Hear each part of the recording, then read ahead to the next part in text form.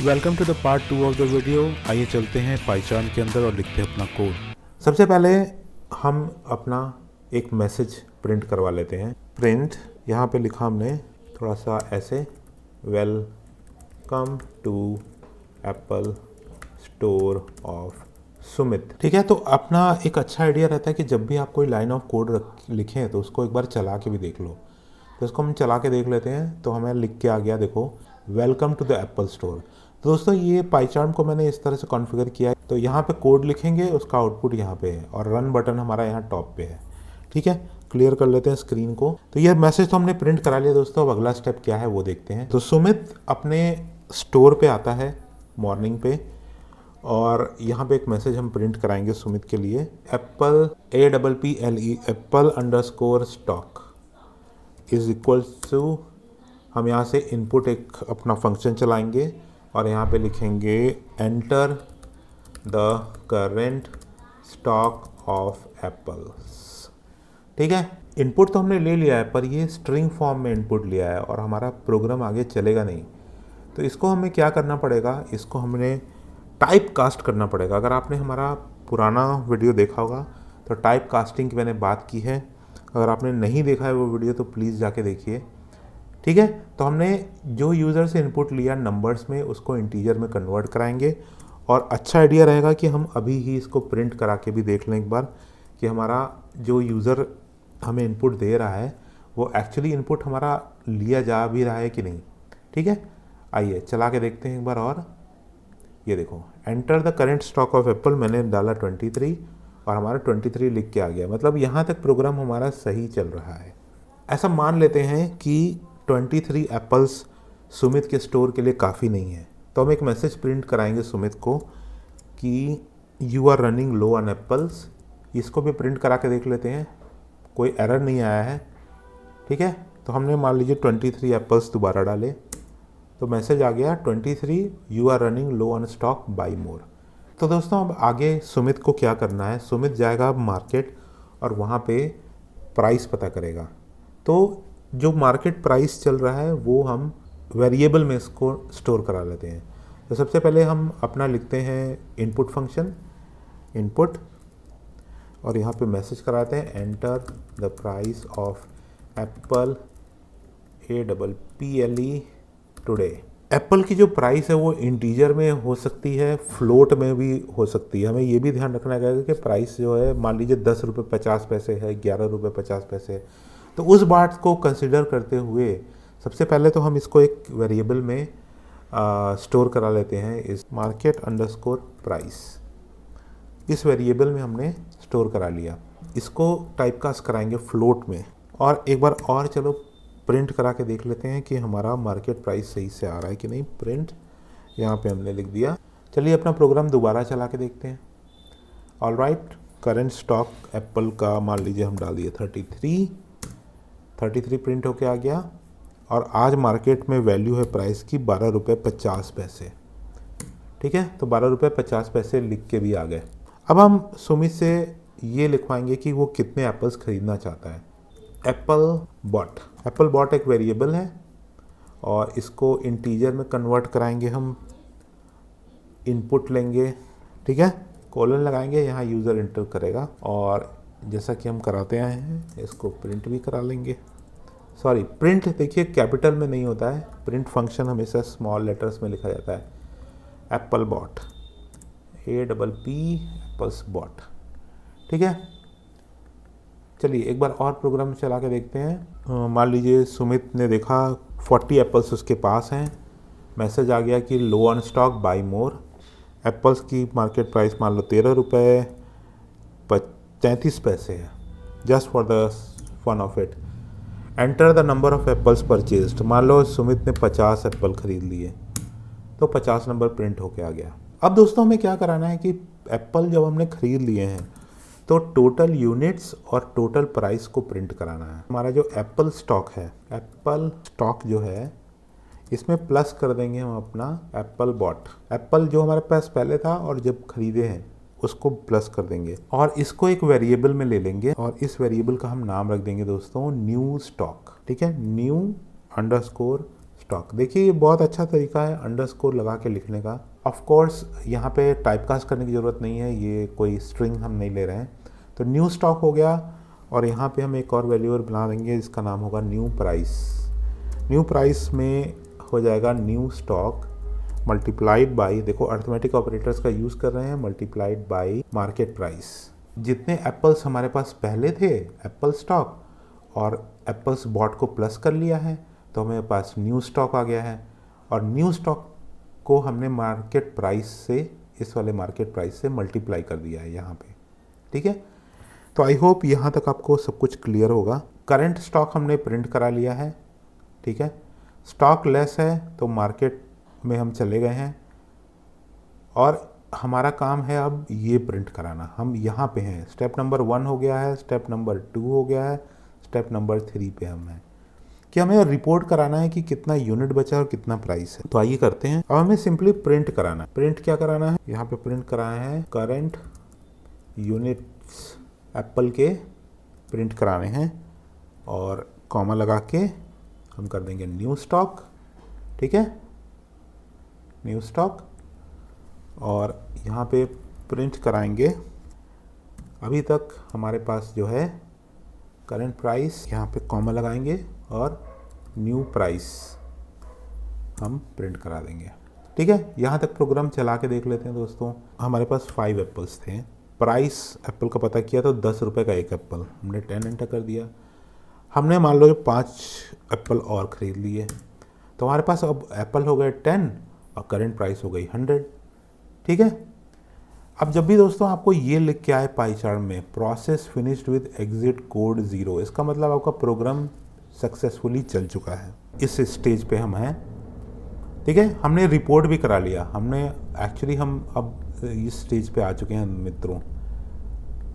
ठीक है, रिपोर्ट हमने करा लिया है, रिपोर्ट हमने करा लिया है स्टॉक अपना नया परचेज।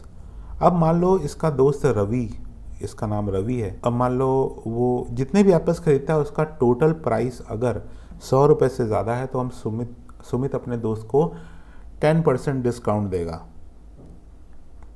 और अगर वो 100 रुपये से कम खरीदता है तो कोई डिस्काउंट नहीं, 0% डिस्काउंट। ठीक है, तो ये चीज़ अब हमें इम्प्लीमेंट करानी है यहाँ पे।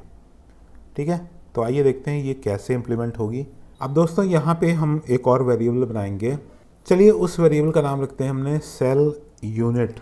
मतलब सेल यूनिट में हम कैप्चर कराएंगे कि कितने यूनिट और सेल प्राइस, ये 2 वेरिएबल दोस्तों हमने बनाए हैं। इस वेरिएबल में हम कैप्चर करेंगे कि कस्टमर कितना एप्पल्स खरीदना चाहता है। तो फिर इंटीजर लगाएंगे हम यहाँ पे और इनपुट लेंगे और यहाँ पे लिखेंगे एंटर। ठीक है, कितने एप्पल्स खरीदना चाहता है वो यहाँ पे इनपुट करा लेंगे और यहाँ पे हम उसका प्राइस कैलकुलेट करेंगे। तो दोस्तों इस सेलिंग प्राइस क्या होगी, जो भी कस्टमर से हमने इनपुट लिया है यहाँ पे 10-20 जो भी एप्पल खरीदना चाहता है उसको हम मल्टीप्लाई कर देंगे अपने मार्केट प्राइस से। ठीक है, वैसे तो दुकानदार ऐसा नहीं करता है, वो अपना प्राइस खुद डिसाइड करता है। मान लो उसको 12 रुपये का एप्पल पड़ा है तो मे बी वो 13 रुपये का एप्पल बेचेगा, पर just for the simplicity of calculation हम ये मान लेते हैं कि उसी भाव पे बेच रहा है जिस भाव पे वो लाया है। तो आइए चलिए इसको कोड को हम ज़रा लिखते हैं। तो सिंपली क्या करना है, हमें सेल यूनिट उठाना है, सेल यूनिट, और इसको मल्टीप्लाई कर देना है किससे, मार्केट प्राइस से। प्रिंट सेल यूनिट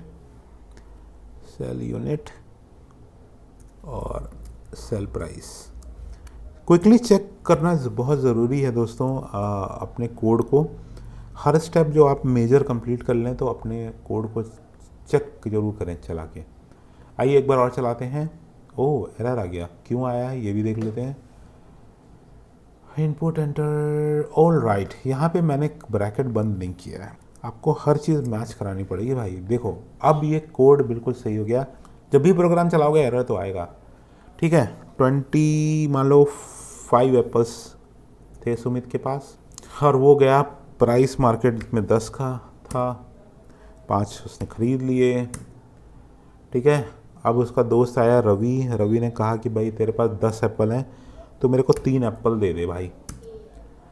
तो 3 एप्पल के हिसाब से 30 रुपये सुमित जो है वो 30 रुपये रवि से चार्ज कर लेगा। दोस्तों अब हम यहाँ पे चेक करेंगे कि रवि जो है सुमित से 100 रुपये से ज़्यादा अगर एप्पल्स खरीद रहा है, 100 रुपये से ज़्यादा, तो हम उसे 10% डिस्काउंट देंगे।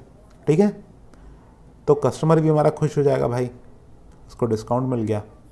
और एक बार जब सेल हो जाएगा तो वो हम रिपोर्ट करेंगे कि कितना स्टॉक हमारे पास बचा है। ऑल राइट, चलो ये कोड लिख के देखते हैं। दोबारा से अपने पाई चार्म के अंदर चलते हैं। कहाँ गया हमारा पाई चार्म, ये रहा। ऑल राइट दोस्तों, अब हम सबसे इम्पॉर्टेंट कोड लिखने वाले हैं, डिस्काउंट कैसे मिलेगा। तो दोस्तों इफ़ देन का यूज़ करके यूजुअली इसको लिखा जाता है बहुत आसानी से, मगर हम इफ़ देन का इस्तेमाल नहीं करेंगे, हम केवल अर्थमेटिक ऑपरेटर्स और लॉजिकल ऑपरेटर्स का इस्तेमाल करने वाले हैं। तो सबसे पहले एक वेरिएबल बनाते हैं डिस्काउंट।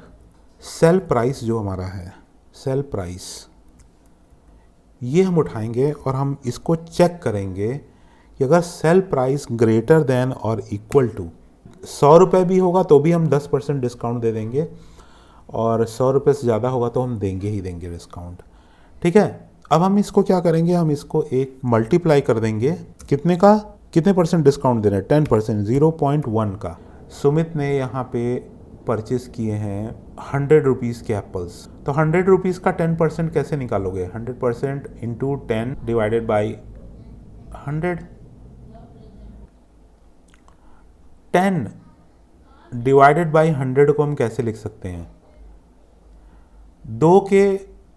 दो के इधर डेसिमल ऊपर वाले में लगाना होता है, तो इसको हम ऐसे भी लिख सकते हैं दोस्तों, 0.1। 10 डिवाइडेड बाई 100 को हमने 0.1 लिख सकते हैं, तो वही 0.1 मैंने यहाँ पे लगा दिया है।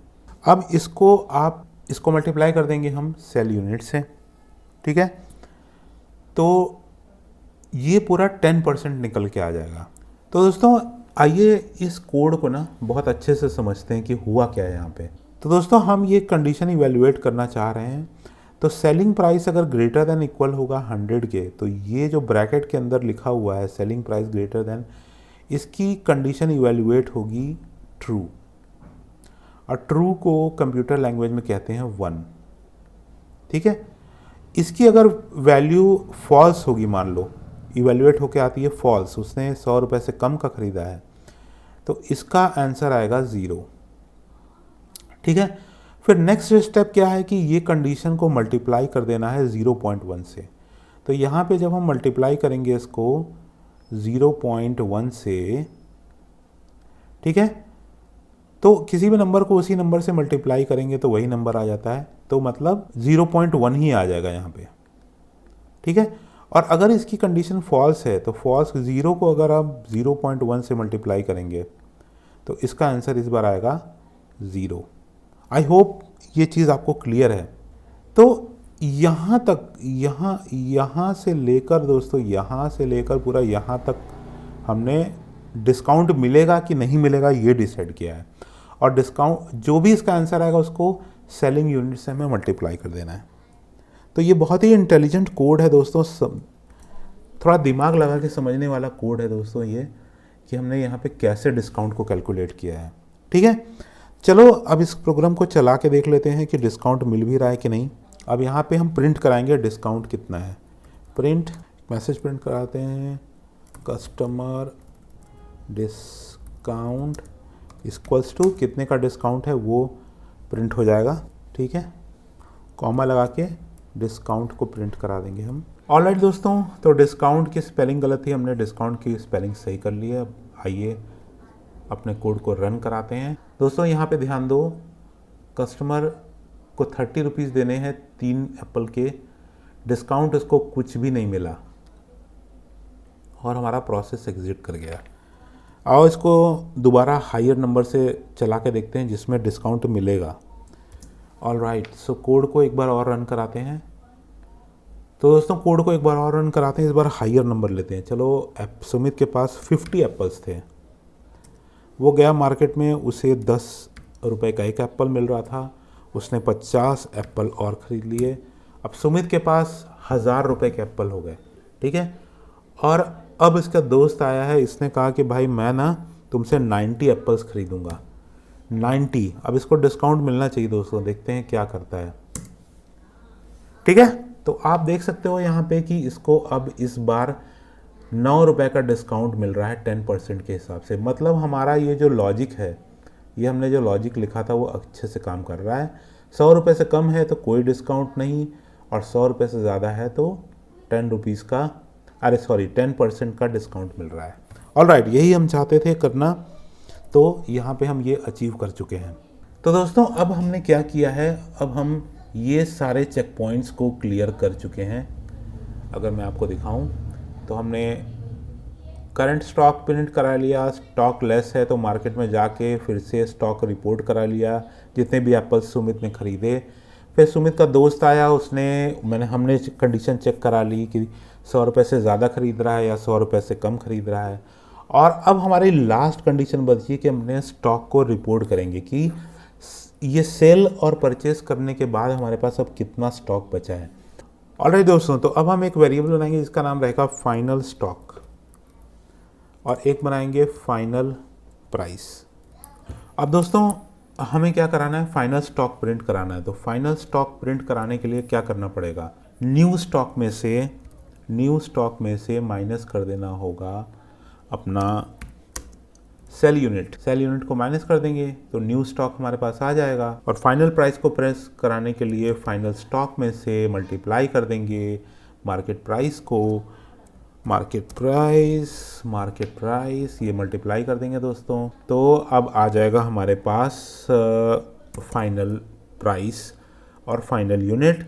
तो इसको प्रिंट करा लेते हैं, स्टॉक को प्रिंट कराएंगे और यहाँ पे हम प्रिंट करा लेंगे अपना फाइनल प्राइस। सब कुछ खरीदी बेची करने के बाद कितना हमारे पास बचता है वो यहाँ पे प्रिंट कराएंगे। यहाँ पे कॉमा लगाएंगे दोस्तों, कॉमा लगाएंगे यहाँ पे, और यहाँ पे हम लिख देंगे फाइनल प्राइस। ऑलराइट, तो हमारा प्रोग्राम दोस्तों लगभग बन के तैयार हो गया है। हम यहाँ पे लिखेंगे प्रिंट और यहाँ पे लिख देंगे time to close the shop, ऐसे लिख देंगे ताकि हमें प्रोग्राम पता चल जाए कि ख़त्म हो गया। ऑलराइट, चलो एक बार और प्रोग्राम चला के देखते हैं दोस्तों।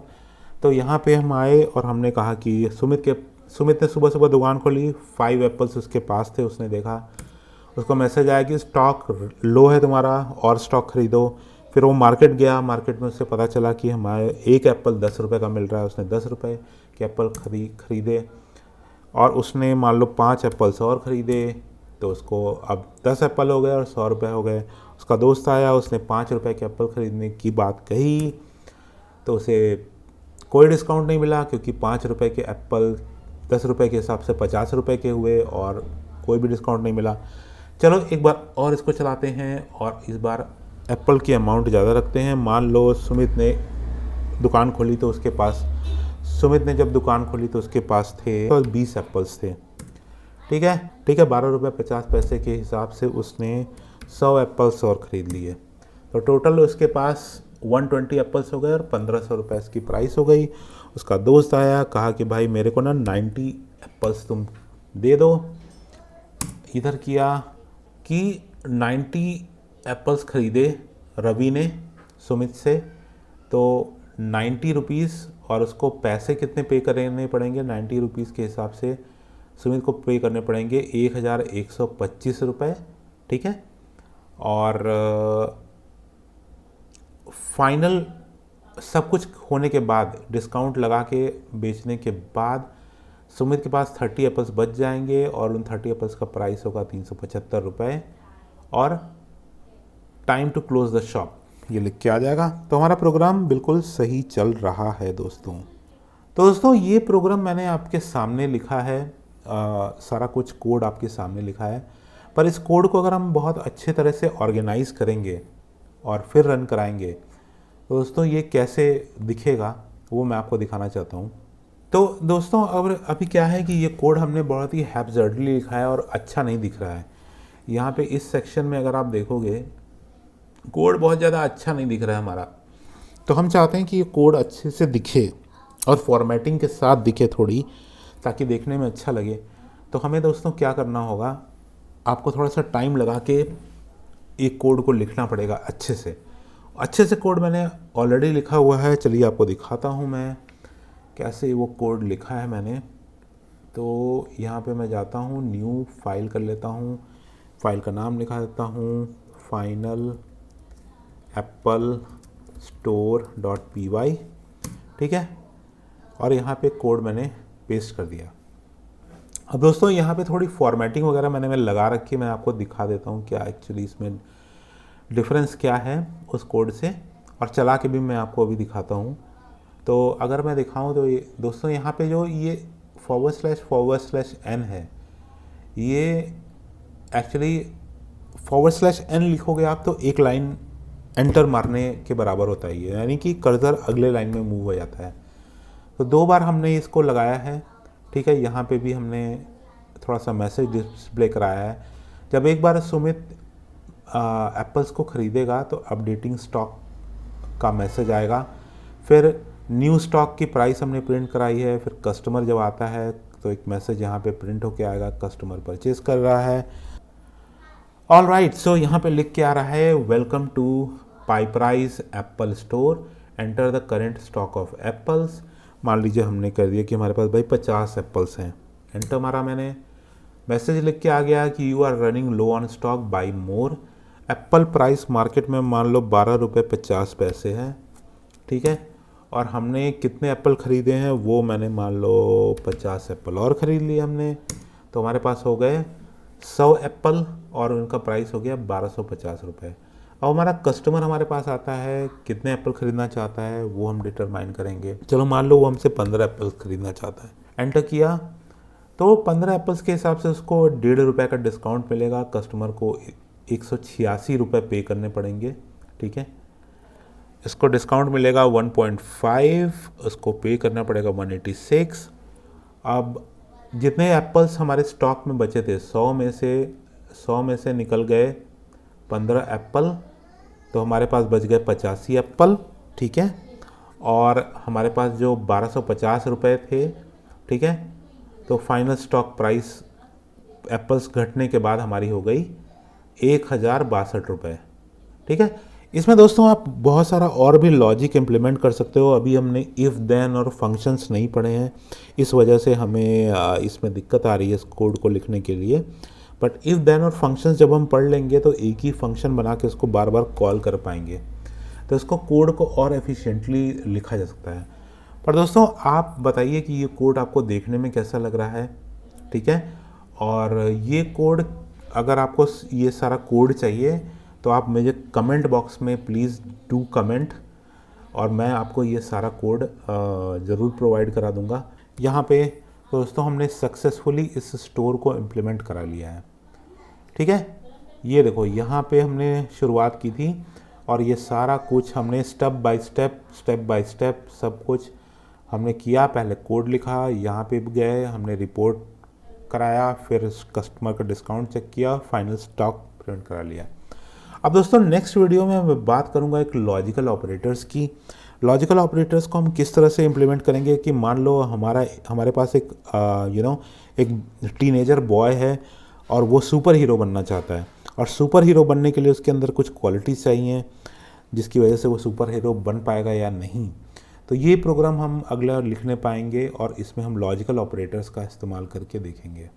तो होपफुली आपको अभी तक का ये प्रोग्राम अच्छे से समझ में आया होगा दोस्तों। तो please subscribe to my channel. We are a new channel, we really need subscribers, and so to create great content like this. Bye bye, see you in the next video.